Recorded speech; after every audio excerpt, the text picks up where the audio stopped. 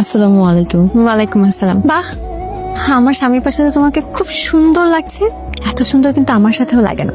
যাই হোক, তুমি আজকে থেকে আমাকে বড় বোনের চোখে দেখবে, একদম সতীনের চোখে দেখবে না। আর তুমি খুব ভালো করে জানো যে আমি তোমাকে নিজে পছন্দ করে এবারই বউ করে এনেছি রিফাতের ভালোর জন্য। আমার কাছে রিফাতের সুখটাই সবচেয়ে বেশি ইম্পর্টেন্ট। আশা করছি তুমি সুন্দর করে মানিয়ে গুছিয়ে এই সংসারে থাকবে, আমাদের সংসারটা অনেক সুন্দর হবে। আমি তোমাদের জন্য বাসর ঘর রেডি করে রেখেছি, যাও ঘরে যাও। তোমাকে কিছু কথা বলা খুবই দরকার।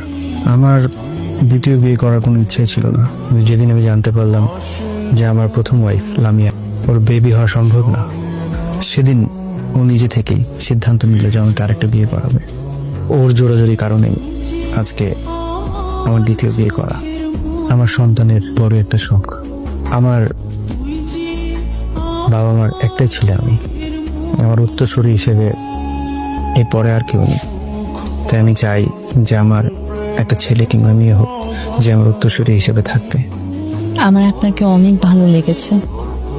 আপনাকে স্বামী হিসেবে পেয়ে আমি অনেক লাকি ফিল করতেছি। দামি আপুকেও আমার অনেক ভালো লেগেছে। আমি চাই আমরা সুখে সংসার করব, একসাথে থাকবো সব সময়, অনেক ভালো থাকবো আমরা। হ্যাঁ লামিয়া, কই তুমি? তাড়াতাড়ি আসো, লেট হয়ে যাচ্ছে তো, ব্যাগটা নিয়ে আসো। নাও। আরে বাবা, সকালবেলা তো আমাদের আর অনেক কাজ থাকে, তাই না? রিফাত ভাই, আপনি মেয়ে প্রত্যেক দিন লেট করে। ভাগ্যিস আমি আপনার পাশের ইউনিটে থাকি, নাহলে আপনার মতো লেট লেট আনতে আমি জীবনেও আসতাম না। অবশ্য আপনার মতো তো এত সুন্দরী বউ নাই, এই জন্য আমাদের লেটও হয় না। তো ছোট ভাবি রে দেখতেছি না, ছোট ভাবি কই? আচ্ছা, ডাকছি। সাবিনা, কই তুমি? আসো। বলো, চলে আসছে। আসসালামু আলাইকুম। আরে আপনাকে কোথাও দেখছি মনে হচ্ছে, পুরা বলিউডের নায়িকাদের মতো লাগতেছে। আরে সাবিনা, ইয়াদ ভাই তো এরকমই দুষ্টামি করে, কিছু মনে করো না। আপনি দেখতে মাশাআল্লাহ অনেক সুন্দর। নিজের যত্ন দিবেন, হ্যাঁ? চলেন ভাই, যাই অফিসে। আচ্ছা থাকো তোমরা। ইদানিং অফিস থেকে বাসায় আসার পরে তোমাকে দেখলে আমার সব ক্লান্তি চলে যায়। তোমার এই রূপ সৌন্দর্য দিন দিন আমাকে মোহিত করে তুলতেছে। আমার রূপ যে তোমাকে মোহিত করে এটা জানতে পেরে আমি দ্বিগুণত লাকি মেয়ে করছি। এই চেয়ে বেশি বড় পাওয়া একটা মেয়ের জন্য আর কি হতে পারে। যাও, বেশি আসো। আচ্ছা বসো তাহলে, আমি তোমার জন্য কফি বানিয়ে নিয়ে আসছি। তুমি বসো, সবসময় তো তুমি বানাও, আজকে সাবিনা বানাও। আরে না না, তোমার কষ্ট করে কফি বানাতে হবে না, তুমি বসো, রেস্ট করো, আমি নিয়ে আসছি।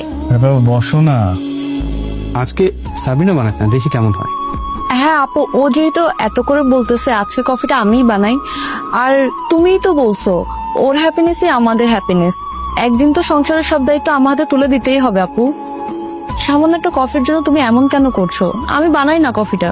সাবিনা, আমি তোমাকে এখনো দায়িত্ব বুঝিয়ে দিইনি, যখন বুঝিয়ে দিব তখন করবো। ভাই দাদা, তুমি কি সাবিনাকে হিংসা করতেছো? বাট আমি সাবিনাকে হিংসা করছি? না না, আপু কেন আমাকে হিংসা করবে? আমাদের তো দুই বোনের মতো সম্পর্ক। আচ্ছা আপু, আজকে যেহেতু আমার হাতে কফি খেতে যাচ্ছে, আমি বানিয়ে নিয়ে আসছি। কি ব্যাপার, তোমার হাতে কি? মিষ্টি। মিষ্টি? কেন, তোমার কি প্রমোশন হয়েছে নাকি? না, প্রমোশন হয় নাই, খুশি সংবাদ আছে। আচ্ছা তুমি সরো। সাবিনা শোনো। আরে ছাড়ো, কাজ করতেছি তো। কাজ পরে করো, তুমি তুমি মিষ্টি খাও। তুমি আজকে আমাকে যে সুসংবাদ দিছো, আমার আমার এই দুনিয়াতে আমি এত সুখ কোনোদিন পাইনি। নাও, তুমি দেখো, তোমাকে বাবা হওয়ার সুযোগ করে দিতে পেরে আমি নিজেকে অনেক লাকি মনে করি। আচ্ছা তুমি যাও, রুমে গিয়ে ফ্রেশ হও, আমি তোমার জন্য খাবার রেডি করছি।